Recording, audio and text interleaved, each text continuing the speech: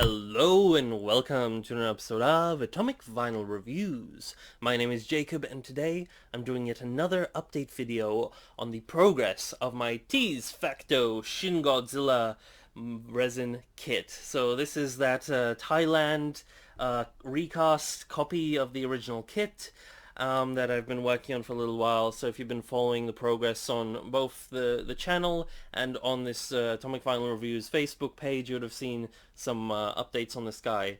But yeah, when I last left you with my update video, you saw that I put him together. Aside from the outer rows of spines, he was all white resin, no paint at all, and is, still very much a work in progress. And since then, I've done quite a lot of work, as you can see here.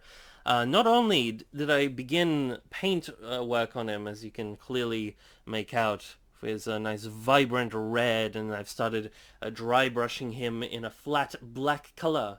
But aside from that, I actually did quite a bit of re-sculpting to his snout, in particular the teeth on this side, his nose quite a little bit, and the sort of front area up here, so on this top jaw, and a little bit on the sides here, because initially I think the sculpt that he came with could have used sort of some minor tweaks, and aside from that, the casting that I got had some damage around the front of his snout there. I think it might have been missing a little bit of plastic, so I just basically went in with some epoxy putty and resculpted some bits. So basically the teeth all along the top jaw part on from what you can see on this side, so hopefully you can get that to go in focus for you guys. But almost all of those teeth there are resculpted by me, and I did actually have to extend his snout slightly more in this direction, so it does look a little bit thicker on this side than the other side, which may look a little bit off from the front, but ultimately I think it was worth it to kind of get a better looking jaw, not jawline, but like the look for the teeth on this side. This side looked a lot better, it had a lot less damage, and it came together really nicely. Sorry, he's a bit out of focus. There you guys go. Just gonna basically give you a nice look at him. So yeah, at the end of the video, I'll show you a little slideshow of the progress since my last video where he was all white, and I'll kind of talk you through what I did from that point. So obviously I did spray paint him bright red, which turned out really nice. I used just a basic sort of enamel spray paint, tried to do it in very thin light coats, which I'm a bit impatient, so I could have done a better job at, but it still turned out really good. In a nice fire engine bright red sort of color, a very vivid red color. And since then, what I did is all these spines, the outer spines, I obviously hadn't put them back in, so I used glue tack or blue tack or poster putty or whatever you want to call it to block the holes where these spines kind of went in, because I only did the middle row at that point. And the reason for that, my logic for that was I wanted to be able to spray paint that red color right down to the base of these middle row of spines, and if we had all these outer row of spines, that would have kind of gotten in the way. So then I removed, after I spray painted him, I removed that blue tack, and I just put in the rest of these spines, and it worked out really nicely. And then obviously I went back at him with that red spray paint. What I did, because obviously, some of these, I couldn't really get to all of these spots with the red. I mean, I probably could, but I didn't really feel like endangering, like, having him on his side and stuff, and there's still going to be little places in his spines back here that are missing some bits of red. So what I decided to do was, I got this Tamiya red color. So this is a slightly different tone of red than the spray paint that I used, which actually works really well. This is more of a blood red color. It's literally just red, because sometimes they have different hues of different colors from Tamiya, and this one is the one that's just called red.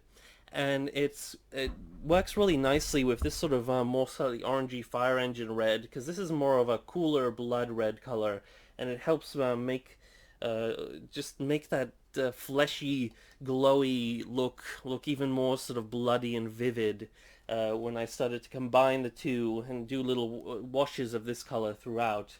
And after I did that, I still actually need to go into some places and add more of that, obviously.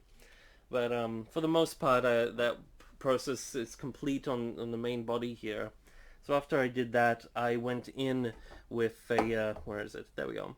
A flat black color, so I recommend using a flat black. It looks much better than a slightly glossy paint. That's sort of the thing that bothered me a little bit with the Shin Godzilla Monster Arts figure. I don't have the same complaints as a lot of people did about the paint job of this guy, because I got a particularly fairly good one of the initial run, but I didn't really like the gloss on him because he didn't really appear glossy in the film to me. And I really, having like a matte finish on a figure is something that I kind of associate with more quality, higher end figures, especially those from, X Plus Monster Arts line. They usually have a nice matte finish. Now, I'm going to go over him with a matte clear coat spray. So I got this one here that's all ready to go. But, using that flat black actually really brings out a nice professional look to him. So what I'm gonna do, is completely dry brush him in that flat black quite liberally, only letting the red peek through where I really want it to be seen, because we don't want him to be too red, but we want that red to be definitely visible, especially along his spines and the fleshy part between his spines, in that area, and along this sort of gill, grown over gill section in his neck. So that's going to be where most of the red is visible, especially around his chest and his collarbone and areas like that, and just peeking through most of his body. But we don't want him to be. I think I need to add more of that black. But once I have all that done, what I'm going to do is I'm going to get a lighter but still very dark gray. Perhaps I'll still mix this color in, because this is just a German gray, it's called. Because, these paints are made for painting like model kits of like tanks and stuff like that, and military vehicles and whatnot, for various model kits. So that's why we have names like German gray or gunmetal and all that sort of stuff for these paints.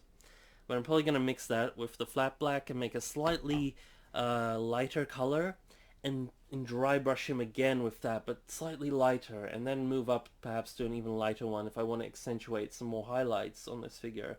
And that'll really bring out the sculpt, whilst retaining that lovely luscious red coming through underneath. But yeah, we really need that nice foundation of the deep black before we do that.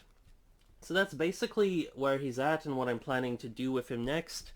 And yeah, I'm just loving this figure. I think he's a really nicely done figure, and size-wise and detail-wise, you can kind of see him next to our Monster Arts here. He's a really formidable figure size-wise, and it's just a really cool project. So here he is next to our Banpresto figure, which is, again, a beautiful figure. I think, one of the best Shin Godzilla figures out there for price-wise and stuff like that, but I think this guy's kind of beating him in a way. But he does take a little bit of work. So, yeah.